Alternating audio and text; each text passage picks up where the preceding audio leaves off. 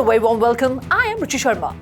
Over 77% of the funds stolen in a record hack on crypto exchange Bybit remain traceable, while 20% have gone dark and are untraceable, CEO Ben Zhao said in an update on X early Tuesday. Some 417,348 Ether valued at approximately $1 billion remain traceable on the blockchain after being moved using privacy-focused Thor chain. Another 20% of the funds, roughly 79,655 Ether or $200 million, have gone dark through EXCH.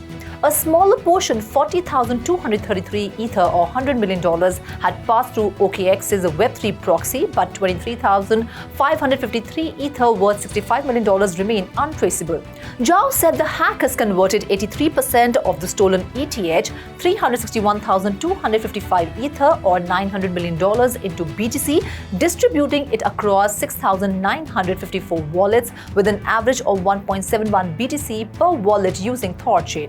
NYSE Arca has filed a proposed rule change to list and trade shares of the Bitwise asset management DogeCoin exchange-traded fund. On March 3rd, the New York Stock Exchange subsidiary filed the 19B4, which, if approved, would enable the exchange to list the Bitwise DogeCoin ETF, a fund offering direct exposure to the meme coin. Coinbase will act as the DogeCoin custodian, while the Bank of New York Mellon will handle the cash custody, administration, and transfer agency functions, it stated. The ETF uses cash creation and redemptions, meaning investors cannot contribute or receive DogeCoin directly. Bitwise filed an S1 registration form for the product with the Securities and Exchange Commission in late January. If approved, this would be one of the first US-listed meme coin ETFs providing regulated access to DogeCoin for institutional and retail investors.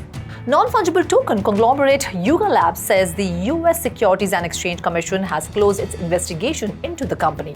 The floor price of Yuga Labs' flagship Bored Ape Yacht Club collection saw a slight bump after the company's post to 13.75 Ether, around $29,650, but is down over 0.5% in the past day, according to OpenSea data.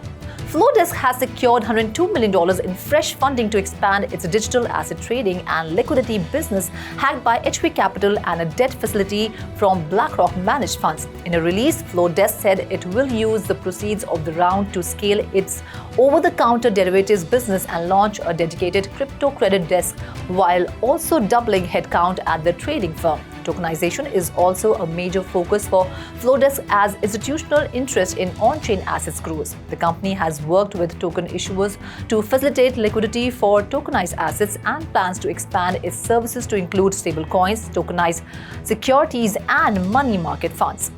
Japan's SBI VC Trade has become the first licensed stablecoin provider in the country after receiving government approval as an electronic payment instrument business operator. The exchange, a subsidiary of SBI Group, will launch its USDC stablecoin service on March 12th in a limited beta phase within the SBI Group before expanding to the public. SBI VC Trade will allow users to buy, sell, deposit, and withdraw USDC with Shinsei Trust Bank managing reserves to ensure stability. The exchange is also preparing to introduce BTC USDC and ETH USDC trading pairs, aiming to boost Japan's slow-growing stablecoin market. This milestone gives SBI VC Trade 3 key financial licenses, making it the only company in Japan to hold all 3. The move follows SBI Group's expansion into crypto lending and a shareholder incentive program offering rewards in XRP. Crypto exchange Coinbase has filed a Freedom of Information Act request to determine how much the US SEC spent on enforcement actions against crypto firms between April 17, 2021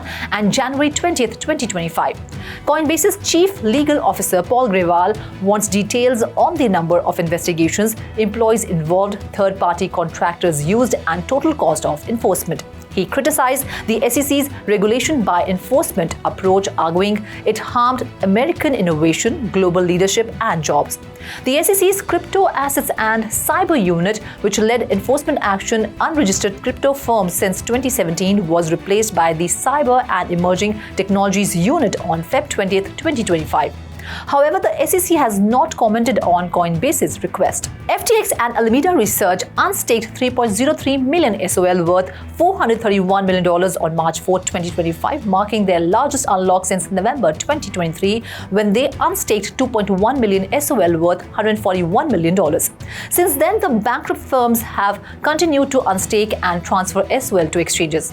After the latest unlock, 25,000 SOL was deposited at Binance. However, due to court-imposed liquidation limits, FTX can sell only $50 million in assets weekly, increasing to $100 million per week, with a maximum cap of $200 million if approved by the court. Since November 2023, FTX and Alameda have unstaked 7.83 million SOL worth $986 million and sold most of it on Binance and Coinbase at an average price of $125.8 per SOL. Vietnam is set to introduce a legal framework for digital assets by the end of March 2025 to support economic growth, following Prime Minister Pham Minh Chin's Directive Number 05, which aims for an 8% national growth target. The Ministry of Finance and the State Bank of Vietnam have been tasked with finalizing crypto regulations. Currently, Vietnam lacks official recognition of crypto, leading businesses to register overseas, causing tax revenue losses. However, the country ranks 5th in global crypto adoption, with over $105 billion invested in blockchain projects from 2023 to 2024. Officials believe regulation will help businesses access funding and ensure transparency. The Bank of Israel has released a preliminary design proposal for the digital shekel, its potential central bank digital currency, though no official launch is confirmed.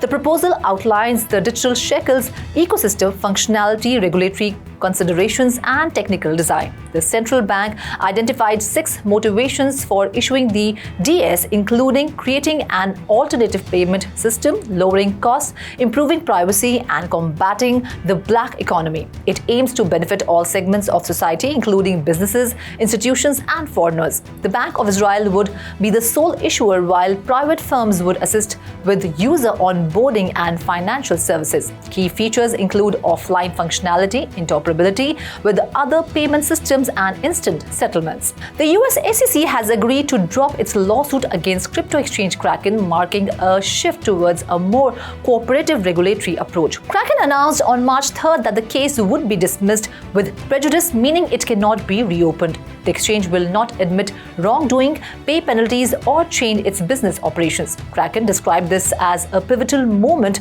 for US crypto, ending what it called a wasteful, political motivated campaign and fostering a more stable regulatory environment. The SEC had accused Kraken of operating as an unregistered securities exchange and mismanaging customer funds, but the exchange denied the charges.